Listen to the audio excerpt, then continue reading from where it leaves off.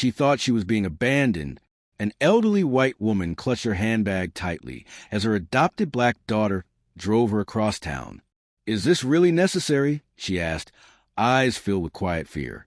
She believed she was on her way to a nursing home, left behind after years of sacrifice. But just when she thought her story was ending, a shocking truth unraveled, one that would change both their lives forever. Before we dive deeper into this emotional and powerful journey, make sure to hit that subscribe button, like this video, and share with someone who needs to hear this story. Where in the world are you watching from? Drop your location in the comments. We love seeing how far our stories travel. Evelyn Rose Whitaker sat stiffly in the passenger seat of a sleek black SUV, her thin fingers wrapped tightly around the handle of her faded leather handbag. The soft creak of the leather was the only sound she allowed herself to make. Outside the tinted window, the town she had called home for nearly 50 years blurred past in streaks of spring green and brown. She knew these streets by heart, every brick, every tree. But something felt different today. Final, like goodbye. She turned her head slightly to glance at the woman driving. Amara, her daughter, though not by blood. Adopted at the age of 5, Amara had been a whirlwind of energy and stubborn resilience back then. Wild curls, big brown eyes, and a refusal to be pitted. Now she was 35, confident, composed, and dressed in a sharp blue blazer that made her look like she belonged in a boardroom rather than on this quiet Sunday drive. "Is this really necessary?" Evelyn asked, her voice as gentle as the wind outside, but laced with unspoken fear. Amara glanced at her, one hand on the steering wheel, the other resting on her thigh. "Just trust me, Mom. Okay? We're almost there." Evelyn nodded faintly, turning her gaze back to window. She couldn't bring herself to argue. Her hands trembled more these days. Her knees ached. Sometimes she'd forget what she came into a room for. She knew the signs, knew what people did when they saw them. They took you away from your home. They put you in a place where you'll be safe. But Evelyn wasn't ready for that. Not after everything. Her mind drifted backward. She remembered the first time she saw Amara, sitting cross-legged on the edge of a cot at the group home, a battered teddy bear at her lap, and walls built higher than anyone could see. Everyone had told Evelyn it would be a complicated match, that an older white woman adopting a young black girl would be challenging. But Evelyn had only smiled and said, "Love doesn't come in one color." And it hadn't. Their life together was full of color. Birthday cakes with too much frosting, scraped knees and proud report cards, hard conversations about identity and belonging, and endless nights of whispered dreams under patchwork quilts. They had built a life, brick by emotional brick. And though it wasn't always easy, it was real. So why now? Why this?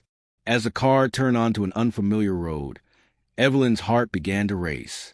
This wasn't the way to the grocery store. It wasn't the road to the old library or the doctor's office.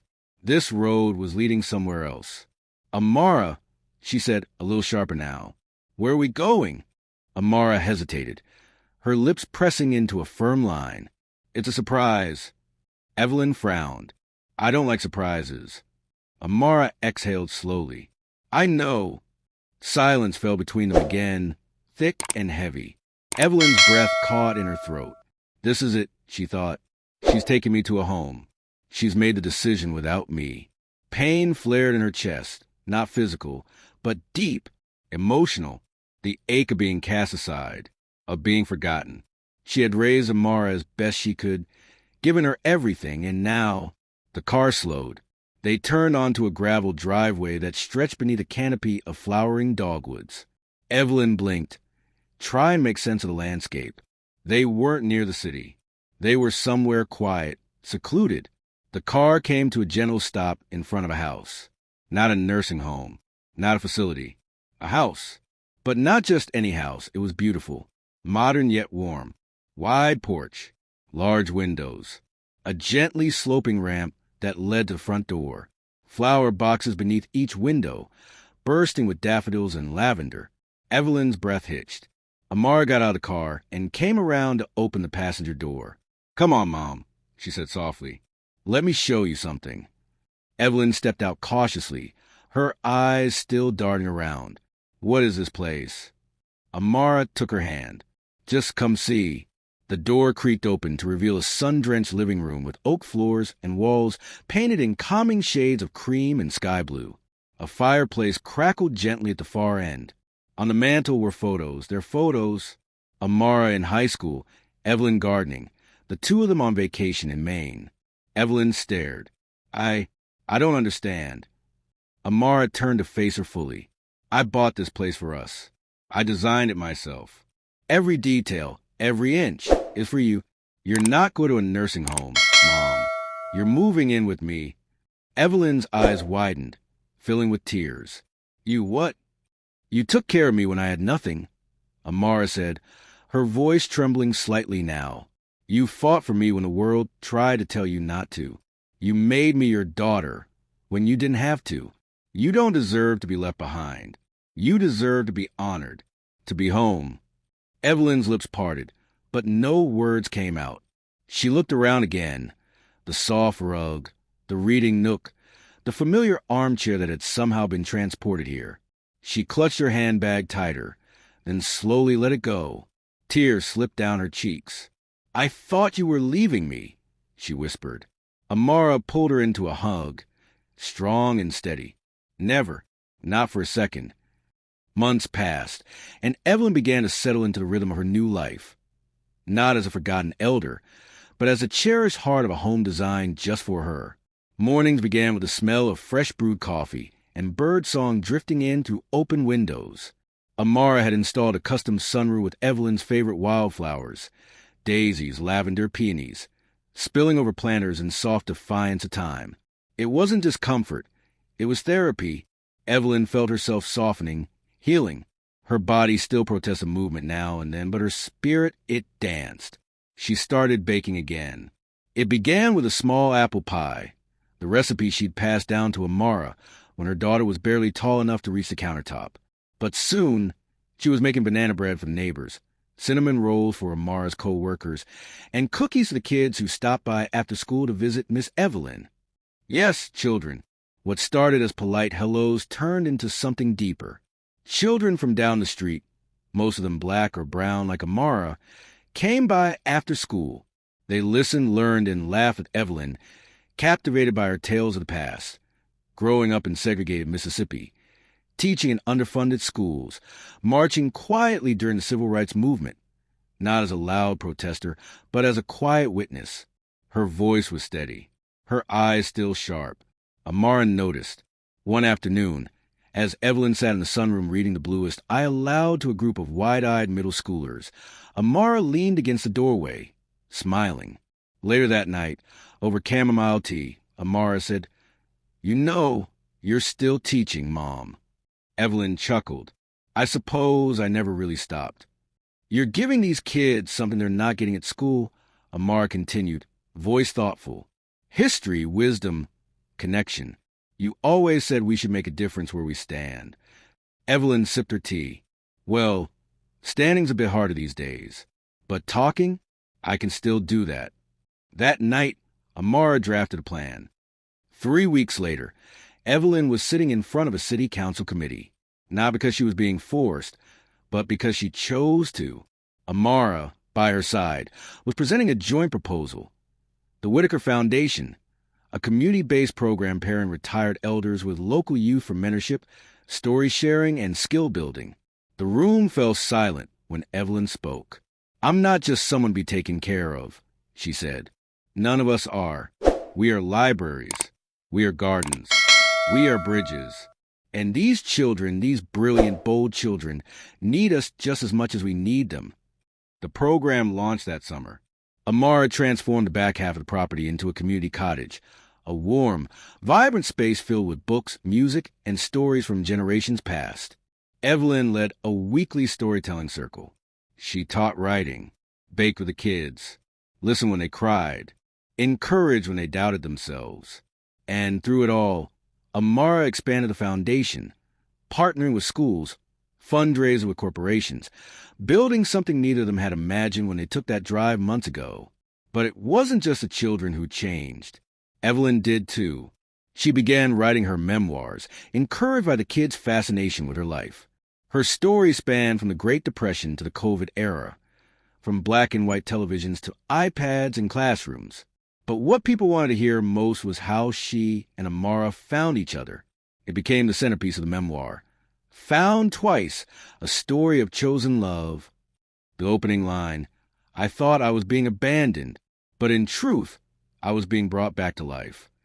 One day, as Evelyn sat under the pergola with Amara, watching children run barefoot through grass, she reached over and took her daughter's hand. You could have left me, she said simply. I never considered it, Amara replied, squeezing her hand. You chose me when no one else would. You saw me. How could I not return that? Evelyn nodded slowly, a tear sliding down her cheek. We changed the ending, didn't we? Amara looked out across the yard. No, Mama. We rewrote the whole damn book. 10 years later, the community center that once began as a sunroom and a dream now stood as a vibrant hub in the middle of the neighborhood. The Whitaker Foundation had expanded beyond Vermont, with satellite chapters in 4 states, dozens of volunteers, and hundreds of children matched with elder mentors. And though time had etched deeper lines into her face and slowed her steps further, Evelyn still visited the original center every Saturday, cane in hand, smile in place, heart wide open. She wasn't teaching anymore, not officially. But every time she sat in the rocker on the porch and a teenager came to sit beside her, she poured out stories like water, offering refreshment to thirsty roots. Some came angry, some came broken. Some didn't know they needed anyone until she looked at them and said, I see you. It was a phrase Amara had once said saved her life. Amara, now in her mid-40s, had risen as a leader not just in architecture, but in advocacy. She spoke on panels, led diversity workshops, built schools and community spaces designed to honor the people who used them. But no matter how high she climbed, she never left the ground her mother planted. They were tethered, not by blood, but by a lineage of love they created themselves. Then, one spring morning, Evelyn passed away, peacefully in her sleep, curled beneath the same patchwork quilt Amara had once clung to as a child. The funeral was small, but powerful. Former students, mentored children, local leaders, mothers and sons and granddaughters who had found something in Evelyn's voice, her kitchen, her eyes. She was buried beneath the old dogwood trees, wrapped in the colors of the foundation she helped build. Yellow for warmth, green for growth, and lavender for grace. Amara didn't speak at the funeral. She couldn't. But 2 weeks later, she stood on stage at the launch of the Evelyn Rose Library, a new addition to the Whitaker Foundation headquarters. And this time, she had something to say. She wasn't just my mother, Amara began, voice breaking. She was my roots. And she didn't rescue me. She chose me. She gave me a chance to rewrite a story that others thought had already been written. She held up Evelyn's memoir, Found Twice, now a nationally published book.